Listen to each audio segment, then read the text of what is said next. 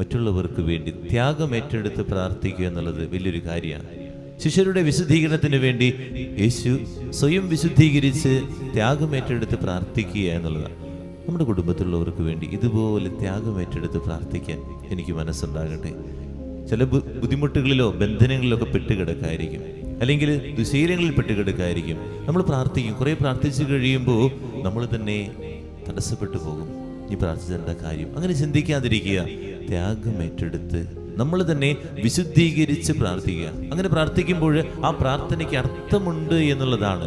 മറ്റുള്ളവന് വേണ്ടി കണ്ണുനീരോടെ ദൈവസന്നിധിയിൽ നിങ്ങൾ കരങ്ങൾ ഉയർത്തുമ്പോൾ അവൻ്റെ മുറിവുകളിൽ കരങ്ങൾ വെച്ച് യേശുവിൻ്റെ സൗഖ്യം പകരുകയാണ് എന്ന് നമുക്കറിവുണ്ടാകണം.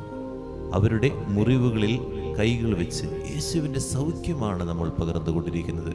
മോനിക്ക പുണ്യവതി അഗസ്തീനോസിന് വേണ്ടി പ്രാർത്ഥിച്ചതുപോലെ എൻ്റെ കുടുംബത്തിലെ ആരെങ്കിലുമൊക്കെ വിശ്വാസത്തിൽ അകന്നു പോയിട്ടുണ്ടെങ്കിൽ, അല്ലെങ്കിൽ ആരെങ്കിലുമൊക്കെ ദുശീലങ്ങളിൽപ്പെട്ട് കിടക്കുന്നുണ്ടെങ്കിൽ, ആരെങ്കിലും തെറ്റായ വഴികളിലൂടെ പോകുന്നുണ്ടെങ്കിൽ, നമ്മൾ മനുഷ്യരോടല്ല പറയേണ്ടത്, ദൈവസന്നിധിയിൽ നമ്മളെ തന്നെ വിശുദ്ധീകരിച്ച് ത്യാഗമേറ്റെടുത്ത് നമ്മൾ ഇങ്ങനെ പ്രാർത്ഥിച്ചുകൊണ്ടിരിക്കണം.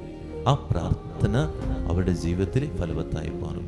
ഒരിക്കലും ആ പ്രാർത്ഥനയ്ക്ക് നഷ്ടം സംഭവിക്കുകയില്ല. പിശാച് നമ്മളെ നഷ്ടപ്പെടുത്തുന്നത് എങ്ങനെയാണെന്നറിയോ? ഒരു നിരാശ നമ്മുടെ ഉള്ളിലേക്ക് നൽകി. വലിയ കാര്യമൊന്നുമില്ല, നമ്മളിങ്ങനെ കുറേ വർഷങ്ങൾ പ്രാർത്ഥിച്ചു കഴിയുമ്പോൾ ഒന്നും നടക്കാതെ വരുമ്പോൾ പ്രാർത്ഥിച്ചിട്ട് കാര്യമില്ലെന്ന് പിശാച് നമുക്ക് ഇങ്ങനെ പ്രലോഭനം തരും. പക്ഷെ നമ്മളങ്ങനെ ചിന്തിക്കരുത്. ആ പ്രാർത്ഥനയ്ക്ക് മാറ്റം ഉണ്ടാകും. ചിലപ്പോൾ അവസാനത്തെ നിമിഷത്തിലേക്കായിരിക്കും നടന്നുകൊണ്ടിരിക്കുന്നത്. ആ മാറ്റത്തിൻ്റെ അവസാന നിമിഷത്തിൽ ഇങ്ങനെ വരുമ്പോഴേക്കായിരിക്കും നമ്മളത് നിർത്തുക. അങ്ങനെ നിർത്തരുത്. നമ്മളെ തന്നെ വിശുദ്ധീകരിച്ച് മുട്ടുകൾ കുത്തി കടുനീരോടെ ആ വ്യക്തിക്ക് വേണ്ടി പ്രാർത്ഥിക്കുക.